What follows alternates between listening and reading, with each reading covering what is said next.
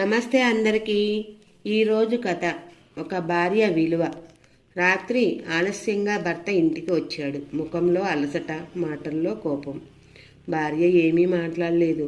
నిశ్శబ్దంగా భర్తకి వేడివేడిగా అన్నం వడ్డించింది. భర్త కోపంతో అన్నాడు, నువ్వు ఇంట్లోనే ఉంటావు, నీకేం పని ఉంటుంది, నీకు అంత పెద్ద కష్టమైన పనులేముంటాయి అన్నాడు. భార్య నవ్వలేదు, ఏమీ చెప్పలేదు. మరుసటి రోజు ఉదయం భర్త లేచేసరికి భార్య ఇంట్లో లేదు. టేబుల్పై ఒక కాగితం. నేను ఒక్కరోజు బయటికి వెళ్తున్నాను. ఈ ఇంటిని, ఈ బాధ్యతల్ని నువ్వే చూసుకో అని లెటర్లో రాసి ఉంది.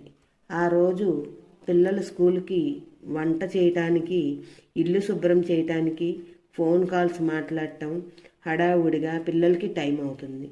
ఏం చేయాల్సింది భర్తకు అర్థం కావట్లేదు. తల తిరిగిపోతున్నట్టుంది. రాత్రికి భార్య ఇంటికి వచ్చింది. భర్త కళ్ళల్లో నీళ్లు తిరిగాయి. నెమ్మదిగా అన్నాడు, నువ్వు లేకపోతే ఈ ఇల్లు ఖాళీగా ఉంది. భార్య మెల్లగా చెప్పింది, నువ్వు సంపాదించేది డబ్బే కాదు, నేను ఇస్తున్న ప్రశాంతత ఇంటికి పునాది. ఆ రోజు నుంచి భర్త ప్రతి రాత్రి చెప్పేవాడు, నువ్వు ఉన్నావు కదా, అదే నాకు చాలమ్మా అంటాడు. భార్య విలువ ఆమె లేనప్పుడు కాదు, ఆమె ఉండగానే అర్థం చేసుకోవాలి.